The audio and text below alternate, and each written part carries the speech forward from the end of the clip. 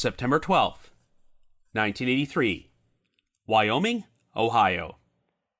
59-year-old Dorothea Irwin is found stabbed to death inside her residence, and since she had mentioned meeting a man who was interested in buying the house, it's theorized that this person murdered her in some sort of setup. Suspicion turns towards Dorothea's son, John J. Irwin, who previously spent time in prison for fraud and had encouraged his mother to put her home up for sale. Jay eventually commits some more fraud schemes and becomes a wanted fugitive until he is captured in 1991, but no evidence links him or anyone else to Dorothea's murder. After that, the trail went cold.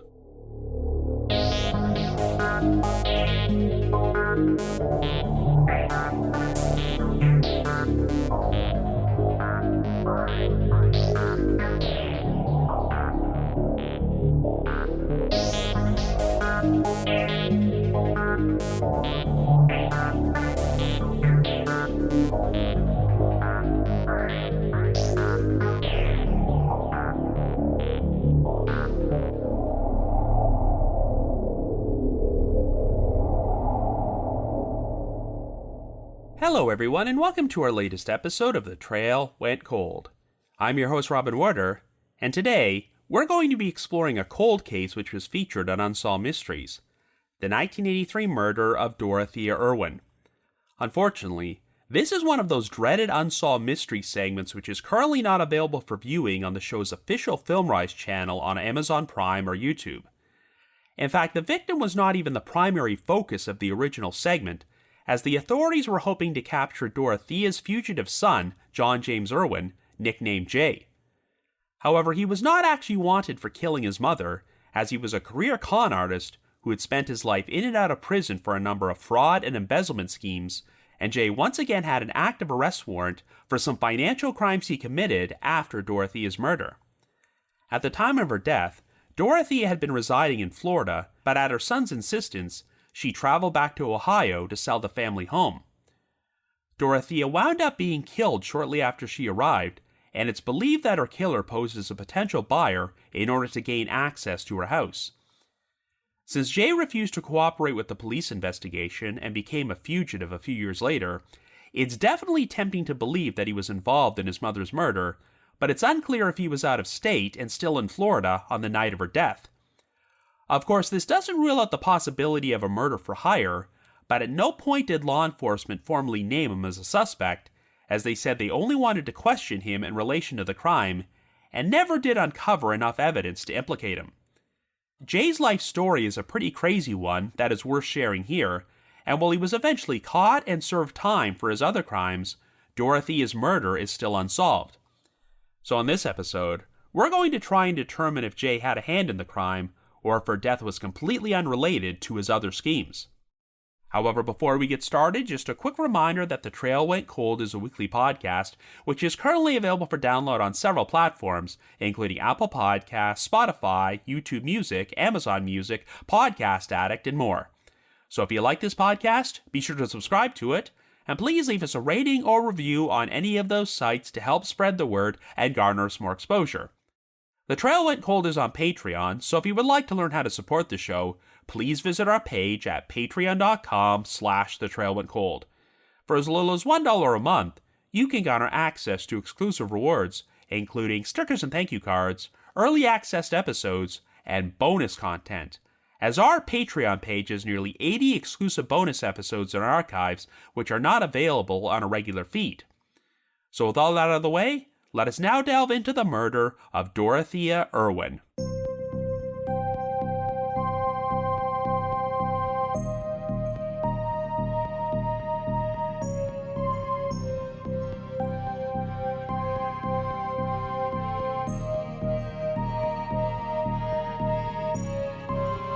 Our story begins in 1983 in Wyoming, Ohio, a suburb of the neighboring city of Cincinnati, which had a population of just over 8,000 people at that time. Our victim is 59-year-old Dorothea Irwin, who was married for 28 years to John James Irwin Sr., a self-made millionaire who once owned the Harvard Construction Company. The couple had a total of 3 children, a daughter named Joy, and 2 sons named Jan and John James Irwin Jr., the latter of whom goes by the name Jay. They divorced in 1974, and John Sr., Joy, and Jan now reside in Atlanta, Georgia, while Dorothea spends most of her time in Naples, Florida, alongside Jay and her own mother, Margaret Hilberg. While living in Naples, Dorothea would rent out the family home in Wyoming to tenants, but at this particular point, she is returned there and placed her house on the market with the intention of selling it. On the afternoon of Monday, September the 12th, a friend of Dorothea's named Ralph Lotus visited her residence in order to deliver a sales pitch to sell her home, which she had requested he type out for her over the weekend. Later that evening, at around 7 p.m., Dorothea spoke to Ralph on the phone to inform him that the house had been sold, as she had received a call from a man who became interested in it after he said that he noticed the for sale sign and the swimming pool in the backyard. Dorothea told Ralph that she couldn't talk and would have to call back later before she hung up, but this would turn out to be the last time she was confirmed to be alive. At 9:30 p.m., Fred Baker, a tenant who had spent the past year living in a rented downstairs portion of Dorothea's house, returned there and was shocked to discover her body in a first-floor hallway. Dorothea had been repeatedly stabbed and slashed in the head, chest, and back with a knife which likely had a small blade, and she also had a number of defensive wounds, as one of her arms was broken when she apparently put up a struggle. When the Wyoming Police Department were summoned to the scene, they found no signs of forced entry, which seemed to indicate that Dorothea had invited her killer inside. Nothing appeared to have been stolen from the residence, and even though the property and the surrounding area were extensively searched, the murder weapon could not be found. According to investigators, prior to her death, Dorothea was able to scrawl down on an envelope what they described as quote-unquote crucial information, which may have been a key detail about the possible identity of her killer, but to this day, this information has never been released to the public. Dorothea's death was estimated to have taken place sometime between 7 and 7:30 p.m., shortly after her phone call with Ralph Lotus, and it was theorized that she had been the victim of an elaborate setup. As you recall, Dorothea had told Ralph that a man became interested in purchasing the house after seeing the for sale sign and the swimming pool, but the problem was that no sign had ever been placed in the yard and the pool was not visible from the street. Therefore, it was reasonable to assume that the killer had posed as a prospective buyer in order to gain access to the residence. Fred Baker, the tenant who discovered Dorothea's body, had his car impounded to search for evidence, but he proved to be very cooperative and passed a polygraph exam, so he was not considered to be a suspect. Investigators also looked into a former tenant who had lived in the house 1 year earlier until Dorothea forcibly evicted him for not paying his rent, but he also consented to an interview and passed a polygraph and was eliminated as a suspect. Dorothea's ex-husband John, her son Jan, and daughter Joy, who were all living in Atlanta at that time, proved to be very cooperative as well, as they agreed to take polygraphs and passed, so they were pretty much ruled out as suspects. However, it was a much different story with Dorothea's son Jay, who was 31 years old at that time and living in Naples. Jay was asked to travel to Wyoming to be formally interviewed and submit to a polygraph, but he refused to do so, as he claimed that he needed to remain in Naples to be there for his maternal grandmother, and told police that if they wanted to question him, they would have to travel down to his home in order to do so. In the end, a formal interview was never arranged between Jay and the Wyoming PD, and he also did not travel to Ohio to attend his mother's funeral. Well, it turned out that Jay had an extensive criminal history and had spent the majority of his life in and out of prison after committing numerous acts of fraud. Jay's first run-in with the law took place when he was only 16 years old after he was arrested in the Bahamas for writing $5,000 in bad checks on his family's bank accounts, though his father later agreed to drop the charges.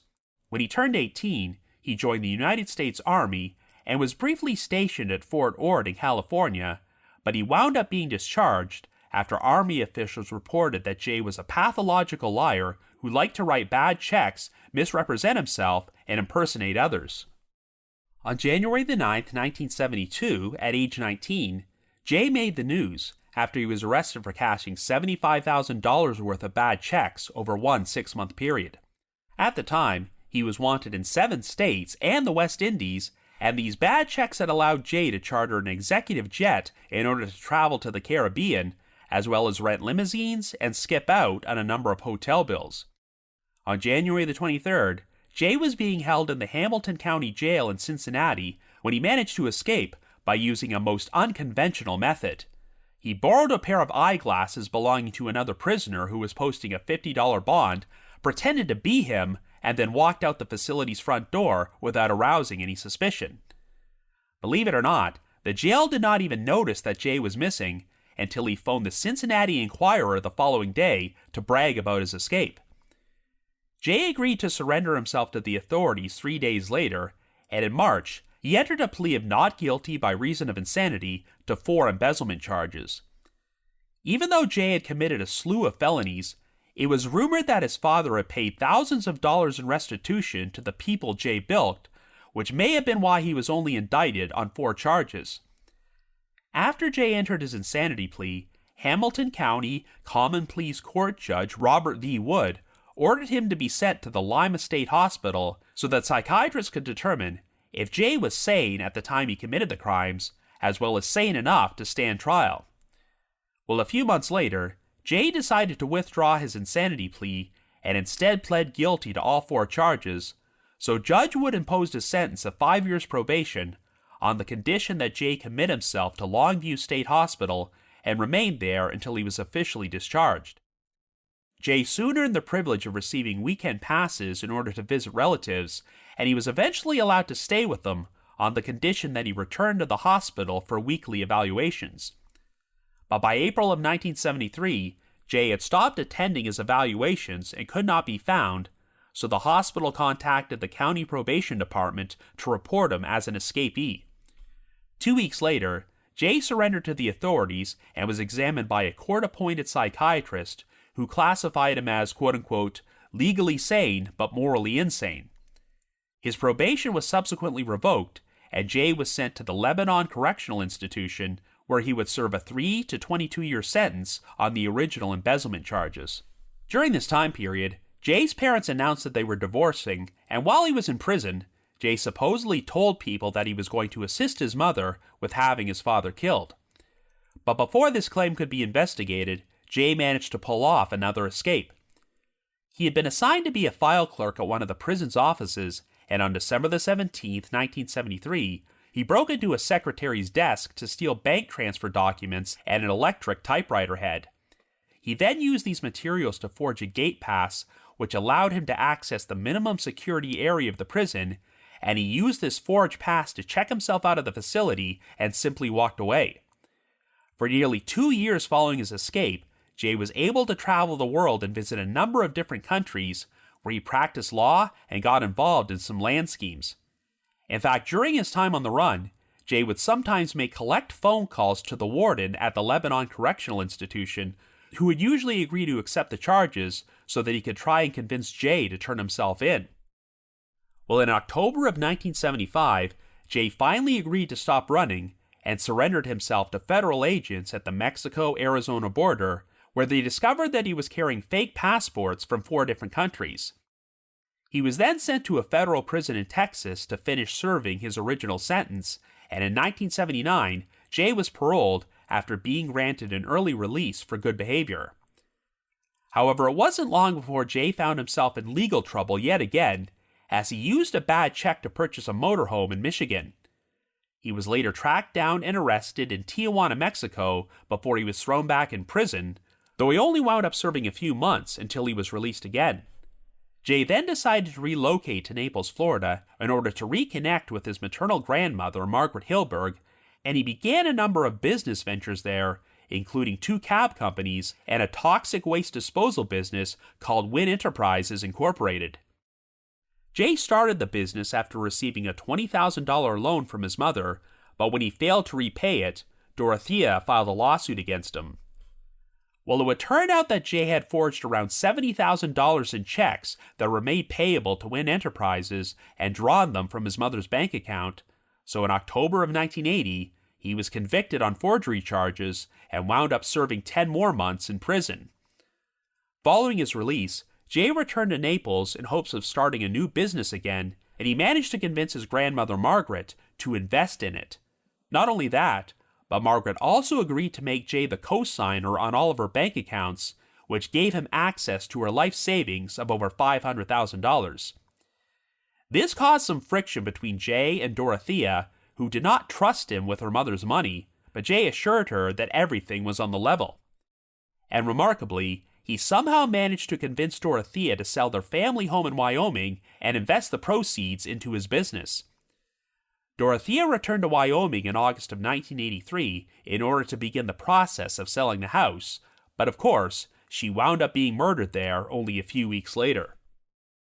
Naturally, since Jay refused to cooperate with the investigation into his mother's death, the authorities had their suspicions about him, but it does not sound like they were able to place Jay in Ohio during that time period, and while details about his alibi are vague, he may have still been in Naples on the night of the crime. Of course, this didn't discount the possibility that Dorothea could have been the victim of a murder for hire, but I'm not sure if there was much in the way of evidence to support this theory. At the time of her death, Dorothea's estate was worth over $1 million, and as one of 3 siblings, it appeared that Jay would be entitled to 1/3 of her assets. But in her will, Dorothea actually named 2 other people she knew as co-executors who would establish a trust for her children. The arrangement would be that if 2 of the children passed away, the surviving child would receive the money from the trust, but the 3 siblings were reportedly quite unhappy with this. Well, since he could not collect on his mother's estate, Jay decided to orchestrate an all-new fraud scheme. In April of 1984, Jay was able to convince a bank to give him a $500,000 loan, as the funds were placed in a certificate of deposit and immediately redeposited into an account which was placed on hold, which meant that Jay would not be able to withdraw them. However, Jay's next step would be to ask a credit card company for the extension of a $500,000 credit line on his current card, and when the company phoned the bank and verified that he had $500,000 on deposit, they agreed to his request. Jay then proceeded to visit a coin store and convinced the owner to sell him over $300,000 worth of coins and gold bullion on his credit card. Since the store was able to verify that the card had a $500,000 credit line and obtained an authorization code from the company, Jay was able to complete the purchase of the coins, even though the credit card was worthless and the balance would never be paid off. After successfully pulling off this scam, Jay then proceeded to withdraw over $250,000 from his grandmother's bank accounts and left Naples. Margaret was reportedly left devastated by her grandson's betrayal, and a short time later, on May the 31st, she suffered a fatal heart attack at the age of 82. Over the course of the next 2 years, Jay continued to orchestrate additional fraud schemes in numerous states. In 1986, he traveled to Maryland and deposited checks at 2 separate banks in Deal and Hagerstown, which were drawn on accounts from Ohio and Florida. These accounts were actually closed at the time, but before the banks noticed this, Jay had withdrawn around $32,000 from them. Jay repeated the same scam at a bank in North Charleston, South Carolina, and managed to embezzle them out of $8,000. By this point, Jay had been charged with a number of felonies, and there were active arrest warrants on him, but he pretty much dropped out of sight and became a wanted fugitive. In December of 1987, the Wyoming Police Department publicly revealed that they believed they had enough evidence to charge a suspect for Dorothea's murder. The suspect was never named publicly, but when the evidence against them was shown to prosecutors, they ultimately declined to present their case to a grand jury. While they felt the evidence was strong enough to secure an indictment, they were not confident that they could get a conviction if they took the case to trial. All they would say about the suspect was that they were, quote-unquote, long-standing, and was one of the first people to be looked at following Dorothea's death. The investigation reached a standstill, but Dorothea's murder would receive national attention when it was featured on an episode of Unsolved Mysteries, which aired in January of 1991. However, the primary focus of the segment was Jay, who was wanted on a total of 25 felony counts in 7 different states.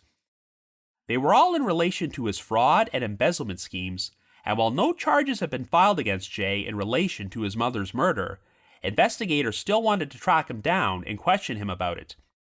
Well, shortly after the Unsolved Mysteries episode aired, a viewer sent in a home video that they had shot a few months earlier, which showed Jay clowning around in front of the camera. Jay was living under a false name at this point, and the viewer had invited him to their home for Thanksgiving dinner, but received a huge shock when they later recognized Jay as a wanted fugitive on Unsolved Mysteries. While this new tip did not lead to Jay's immediate capture, it did allow investigators to backtrack his movements over the previous 5 years. In 1988, Jay had been living in Owensboro, Kentucky under the name John Michael Heck and opened up 3 convenience stores, but he skipped town without paying his creditors and vendors, and he also allegedly wrote bad checks to some other businesses in the area, including an advertising firm. The Unsolved Mysteries segment re-aired in July of 1991, and the FBI office in Dallas soon received an anonymous tip that Jay was staying at a Motel 6 in the area. On August the 28th, FBI agents finally tracked down Jay to this motel and arrested him, and he would now be forced to serve time in multiple prisons for multiple offenses in multiple states. Jay was initially extradited to Maryland to face federal bank fraud charges, and after being convicted of them, he was sentenced to 1 year in a federal prison. In August of 1992, after he completed serving that sentence, Jay was extradited to Florida and charged with 4 counts of grand theft for having defrauded an investment firm in Jacksonville of more than $250,000. He was sentenced to 5 months in prison for that offense, but after he finished serving it, the cycle repeated itself, as Jay was extradited to Kentucky to face even more charges. In May of 1993, Jay agreed to plead guilty to 1 count of theft of services and 22 counts of theft by deception, and was sentenced to 10 years in prison in order to pay over $47,000 in restitution. Unfortunately, I don't really have much information about what happened to Jay afterward.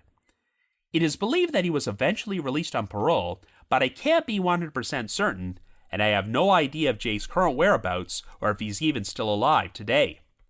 While Jay has never formally been named as a suspect or person of interest in the death of his mother, I do not believe he has ever been ruled out as a suspect either. All I know for certain is that after more than 40 years, the murder of Dorothea Irwin continues to remain unsolved.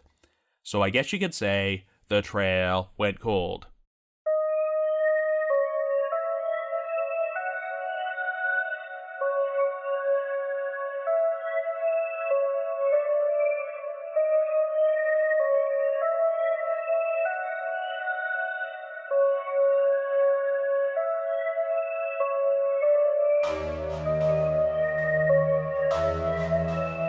So like I mentioned in the intro, the Unsolved Mysteries segment about this case is no longer available for viewing on their official FilmRise channel on Amazon Prime or YouTube. There are a number of classic segments from the show which supposedly cannot be screened there for what they've described as quote-unquote legal reasons, but it's particularly frustrating when they do this for segments about such crimes as the murder of Dorothea Irwin, which are still unsolved to this day and could use the extra exposure to possibly bring in new tips. But from a certain point of view, the segment did technically serve its purpose, since it helped lead to the capture of Jay Irwin, who was wanted on several fraud and embezzlement charges. Jay was technically never wanted for murder, and while it's certainly possible that he was involved in what happened to his mother, he did serve his time for the crimes we know he did commit. It's just a shame that Jay's capture did not lead the authorities any closer to figuring out what happened to Dorothea. The whole situation is very reminiscent of another case from Unsolved Mysteries, and that's the 1981 disappearance of Kristen Tomlin, which I covered back on episode number 65 of The Trail Went Cold. As you might recall, Kristen supposedly went missing during the so-called sinking of a yacht called the Freedom 2, but it became apparent that the whole thing may have been nothing more than an elaborate scam. John Paul Russell and Bob Dozier, the 2 men believed to be responsible for Kristen's disappearance, were wanted for grand theft and insurance fraud at the time the Unsolved Mysteries segment aired, and they were both eventually tracked down and arrested and convicted on those charges. So much like this case, the Unsolved Mysteries segment technically did serve its purpose, but Kristen Tomlin was never found, and her disappearance almost seemed like a complete afterthought next to the whole fraud angle. I kinda feel the same way about Dorothea Irwin, as Unsolved Mysteries seemed to spend more time focusing on her son's various fraud schemes rather than her murder. Now, to be fair, as vile a human being as Jay Irwin might be, His story is still a pretty interesting one, as it sounds like he was a pretty skilled con artist with a smooth and charming personality which allowed him to fool a lot of people. On Unsolved Mysteries, Rick Bessler, an investigator with the Florida State Attorney's Office, summed Jay up perfectly when he stated, quote, "A man with a charming smile and a briefcase can steal a lot more money than a man with a mask and a gun." End quote. And I do have to admit that some of Jay's schemes were quite clever and hilarious, particularly when he borrowed a fellow inmate's glasses to impersonate him in order to post bond from the county jail. Whenever Jay escaped from any of these institutions, he always eventually turned himself in voluntarily and never inflicted violence on anyone, so if his criminal career had continued along the same path, he may have come across as an oddly likable anti-hero. But he crossed a major line when he scammed his own grandmother, Margaret Hilberg, out of hundreds of thousands of dollars, and of course, it's possible he may have even gone so far as to murder his mother. Even if Jay was completely innocent of any involvement in Dorothea's death, the fact that he never even bothered to attend her funeral speaks volumes about his character. Margaret Hilberg is truly a tragic figure in this story, as during the last few months of her life, not only did she lose her daughter, but then she found out her grandson had stolen her life savings. I actually found Margaret's original obituary at newspapers.com, and I find it interesting that it lists her as being survived by her granddaughter Joy and grandson Jan, but there is no mention of Jay, which may have been an intentional choice by his siblings. As an epilogue to the situation with Jay and his grandmother, while he was incarcerated during the mid-1990s, Jay actually had the audacity to try and get his hands on a $49,000 inheritance which had been left to him by Margaret, but was eventually abandoned to the Department of Banking and Finance since Jay was still on the run as a wanted fugitive and was unable to claim it. However, a couple named Carlos and Maria Rodriguez actually tried to file a claim for the inheritance and prevent Jay from getting his hands on the money. In 1984, Carlos had been a driver at the cab company Jay was running in Naples, and after Maria's parents passed away, they left her an $18,000 inheritance. Jay somehow convinced the couple to lend him that money and assured them that he would pay it back quickly with an additional $2,900 in interest, but of course he never did and left Naples a short time later. Unfortunately, I was unable to find out how this legal situation between Jay and the Rodriguezes ultimately turned out. The articles about this were published in January of 1996, but that's the last media coverage I can find about Jay. Like I said earlier, I'm assuming that Jay was eventually released from prison at some point, but I can't confirm that. The Unsolved Mystery segment really didn't offer much insight into the dynamics of the Irwin family, but I did uncover quite a few articles about Jay's criminal activities during the 1970s, which did shed a bit of light on him as a person. It's pretty incredible to think that Jay was only 19 years old when he was arrested for cashing $75,000 worth of bad checks, and that he was able to go so far as to charter a jet to travel all over the Caribbean. It really sounds like Jay had a compulsive need to perpetuate scams like this, which is why he constantly found himself in and out of prison. It was alleged that Jay's millionaire father, John Irwin Sr., paid restitution to a number of the people that his son scammed to ensure that he would only be indicted on 4 embezzlement charges. However, the main reason that Jay impersonated another prisoner in order to escape from the Hamilton County Jail is because no one posted bond for him, and they allowed him to languish in there for 2 weeks following his arrest, so perhaps his family had finally reached the end of their rope with him. It also does not sound like the family was willing to pay Jay's legal expenses, as he was forced to use the services of a court-appointed attorney. When Jay decided to enter a plea of not guilty by reason of insanity, Dorothea attended the hearing and informed his attorney that the family would not pay the $300 required to have John examined by private psychiatrists. Dorothea claimed that John Sr. did not spend enough time with Jay while he was growing up, stating, quote, "Jay just does things like this to get his father's attention. His father is generous with his money, but not with his time," end quote. I don't know any details about why Dorothea and John decided to divorce after 28 years of marriage, but I do find it interesting that this happened to take place while Jay was experiencing all these legal issues, so I can't help but wonder if that played a role. All things considered, Jay actually got a pretty good deal when he initially received a sentence of 5 years probation if he would commit himself to Longview State Hospital and keep returning there for evaluations following his release. But of course, he ultimately wound up violating his probation and was sent to prison, prompting Hamilton County Common Pleas Court Judge Robert V. Wood to state, quote, "You have the ability to talk your way in and out of everything. We tried to make you live by the conventions of society, and you have refused. You have completely failed me." End quote. And those words certainly ring true, because even though Jay constantly got second, third, fourth, and fifth chances, he would inevitably keep reoffending and scamming people and wind up back behind bars. So let's look at the circumstances of how Dorothea was murdered. It's definitely not hard to imagine Jay being responsible for her death, but even though the guy was a career con artist who had no qualms about scamming people, he did not appear to have any known history of violence, so would he have really been brazen enough to murder his own mother? And what would his motive be? Well, obviously, there had been a lot of friction in Jay and Dorothea's relationship because he had convinced Margaret to make him co-signer on her bank accounts, and Dorothea was concerned that Jay was going to embezzle his grandmother's money. At this point in her life, Dorothea was spending most of her time living in Naples and renting out the family home in Wyoming, Ohio, but Jay somehow convinced her to travel back there in order to sell the house and invest the money in his businesses. This is all the more incredible when you consider that Dorothea had filed a civil suit against her son only a few years earlier for failing to repay a $23,000 loan, so I can only imagine how Jay managed to pull this off. Considering that Dorothea was murdered a short time after she returned to Wyoming, this crime has all the hallmarks of an elaborate setup. But the issue is that Dorothea was killed before she could actually complete the sale of the house, which meant that Jay did not receive the money he was hoping to invest.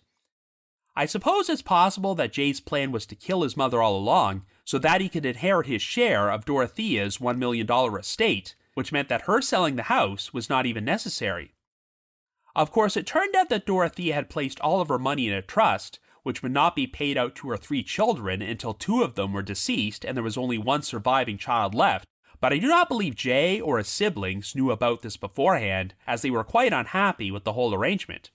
So if Jay's primary motive for murdering his mother was to inherit her estate, then he essentially committed the crime for nothing. But then again, Jay wasted no time at cleaning out his grandmother's bank accounts and skipping town, and since Dorothea may have been able to put a stop to that if she was still around, Jay technically still wound up profiting from her death.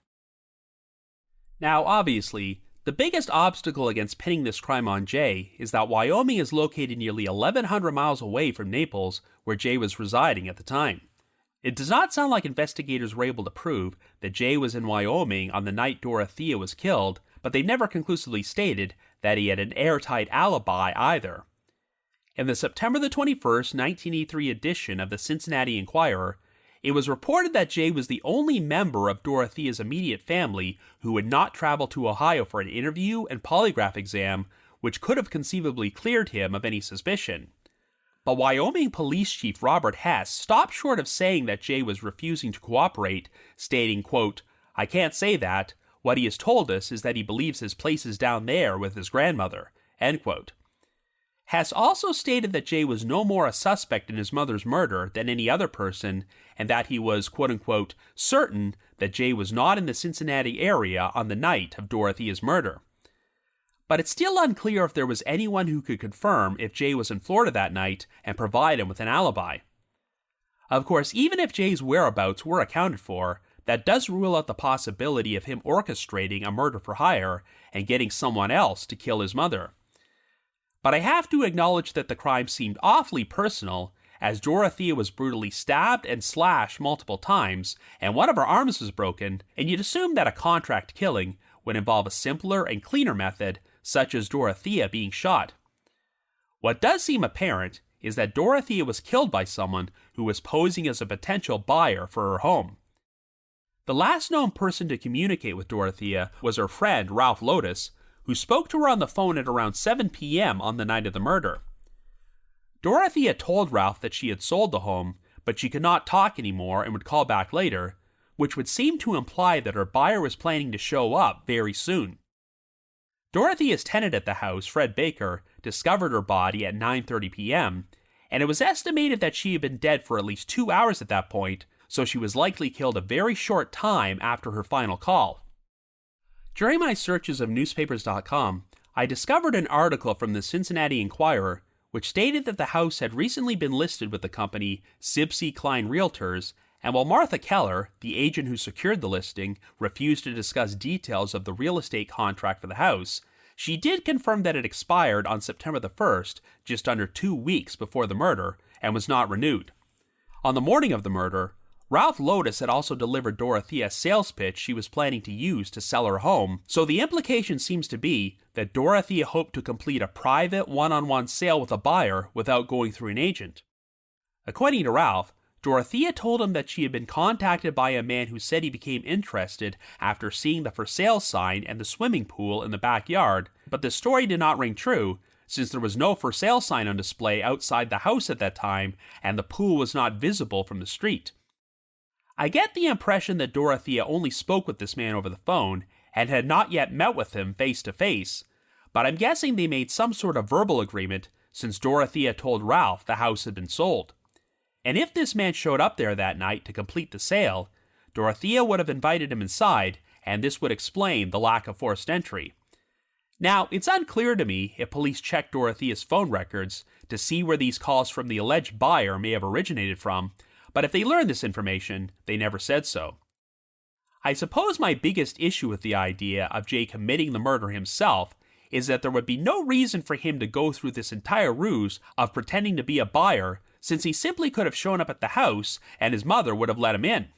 But if this was a murder for hire, then that would be the perfect way for a hitman to gain access to the house and surprise Dorothea by attacking her.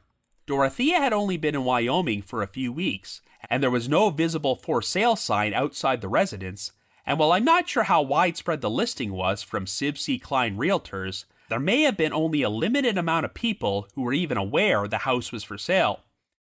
It does not sound like Dorothea's tenant at the time, Fred Baker, was ever considered to be a suspect, but it's interesting how this crime happened to take place during a time period when Baker was not at the residence. This means that the killer was either incredibly lucky or they had been carefully watching the house and arranged to show up there when they knew Dorothea would be alone. It seems like a key piece of evidence in this case might be something which Dorothea scrawled down on an envelope prior to her death, which investigators described as quote-unquote crucial information and a possible detail about the identity of her killer or killers. To this day, this so-called crucial information has never been released publicly, and while I can understand the logic of law enforcement withholding key details to protect the integrity of the investigation, this sort of thing can be frustrating when an unsolved case has been cold for over 40 years and there haven't been any new developments in quite some time. If I had to guess, perhaps this information Dorothea wrote down was a name for the man who was interested in buying her house, though I'm sure it would have been a fake one. And while investigators may have run a check on that name and came up empty, they elected not to release it to the public because it could be a key detail to weed out false confessions and determine if a suspect had knowledge of the crime. While the Unsolved Mysteries segment never mentioned this, it was a surprise to learn that in 1987, the Wyoming Police Department believed they had enough evidence to charge a suspect with Dorothea's murder, but prosecutors declined to present it in front of a grand jury because while they felt they might be able to secure an indictment, they did not feel the evidence was sufficient to get a conviction if the case went to trial. But of course, the suspect was not named, and while it was mentioned that they had been under investigation since the very beginning, I have no idea if it was Jay or someone else. Well, by the time this announcement was made, Jay was a wanted fugitive who already had an active arrest warrant for multiple fraud and embezzlement charges, and he had not been seen since 1986. If investigators truly believed that Jay was the killer, they may have felt that handing down a murder indictment and adding it to his list of charges may have helped create an extra sense of urgency to find him. But then again, if they were that close to indicting Jay, it is odd that law enforcement never named him as a suspect or person of interest when the Unsolved Mysteries segment aired years later, as they only said that he was wanted for questioning in regards to his mother's murder. However, could it be possible that this unnamed suspect was an individual whom they believed was hired by Jay to kill Dorothea, and they hoped that this person would flip on Jay if they were indicted? Or was the suspect completely unrelated to Jay and murdered Dorothea for other unknown reasons? Without knowing the extent of the evidence that investigators had, we can only speculate. The main issue with believing that Jay is completely innocent in this whole matter is that I really don't know who else would have had a motive to kill Dorothea in such a brutal fashion. Once again, she had spent the past few years mostly living in Naples and had only been back in Wyoming for a few weeks before she was killed, so how many people would have even known she was there, let alone gone to the trouble of arranging an elaborate setup where they posed as a potential buyer? But if Jay was out of state on the night his mother was killed and he orchestrated a murder for hire, then who did he enlist to commit the crime? Do the authorities have any potential suspects in mind? Since Jay was never formally interviewed, I'm not sure if investigators ever checked his financial records to see if he made any noticeable withdrawals or payments during that time period, which may have been used to procure the services of a contract killer. However, let's not forget that Jay had access to his grandmother's bank accounts during this time period and could have made some withdrawals from there under the guise of investing money in one of his businesses. If true, then this would be yet another tragic element to Margaret Hilberg's story, as her money may have been used to orchestrate the murder of her own daughter. But is this case still solvable after all these years? Well, obviously, DNA testing would not have been an option back in 1983, but I wonder if investigators have looked into the possibility of taking a fresh look at the physical evidence. After all, Dorothea was stabbed multiple times and apparently put up a struggle against her attacker, so it is possible that they could have left their DNA on her or somewhere else at the scene. If so, then I would love to see forensic genealogy get used to potentially identify the perpetrator. Even if they are already deceased by this point, this kind of testing can still posthumously link a suspect to an unsolved crime. Personally, my gut tells me that Jay was the mastermind behind this murder, and even if he did not personally kill his mother, he hired someone to do it. But I will add the disclaimer that investigators have never publicly indicated that they believe this is what happened, so for all we know, perhaps they have evidence pointing towards another suspect. Like I mentioned earlier, I have no idea when or if Jay was released from prison on his fraud charges, or if he's even still alive at this point. But if he is still with us, he would currently be 72 years old, so time is running out for Jay to face justice if he truly is the guilty party. So if you happen to have any information about the murder of Dorothea Irwin, please contact the appropriate authorities. But if you just have your own thoughts about what happened, feel free to leave me a comment or send me an email to robin.warder@icloud.com. That's robin.warder@icloud.com. Another reminder that The Trail Went Cold is on Patreon, so please visit patreon.com/thetrailwentcold to learn how you can support our podcast and become eligible for some pretty neat rewards. Over the past 6 years, our Patreon page has released nearly 80 exclusive bonus episodes, which are all currently available in our archives for our patrons in tiers 2 and 3. This past month, I released a bonus episode about the mysterious story of John Doe number 24, a young deaf-mute man who was found wandering the streets of Illinois in 1945 and spent the next 48 years in various institutions without being identified. I've also dropped an exclusive bonus episode from my spin-off podcast, The Path Went Chilly, in which myself and my two co-hosts, Jules and Ashley, cover a bizarre missing persons case from Unsolved Mysteries, the 1998 disappearance of Leonard Derrickson. And for our patrons in Tier 3, I've recorded another new audio commentary track which can be played over a classic episode of Unsolved Mysteries, and we now have over 60 of these commentary tracks in archives. I'd also like to give a shout out to our most recent listeners who have signed up with us on Patreon this week, and they are Dragon Fiery, Brady Not Bunch, Abigail B, Jenna JL, Mario, and Lars JF. Thank you all so much for your support. I wanted to remind everyone that in just over 1 week, The Trail Went Cold will be appearing at the Berkshire Podcast Festival, which is taking place in North Adams, Massachusetts from October the 18th to the 20th.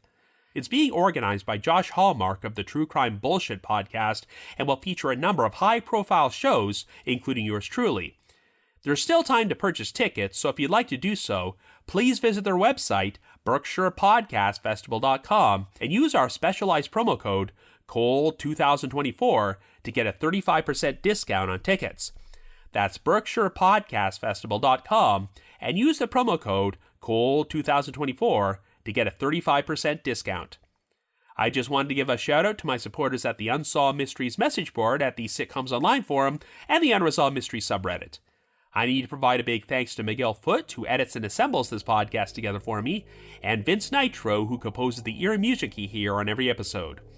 If you haven't already, you can like us on Facebook, follow us on Twitter and Instagram, or leave us a rating or review on Apple Podcasts, Spotify, YouTube Music, Amazon Music, Podcast Addict, or whatever your favorite podcasting platform is.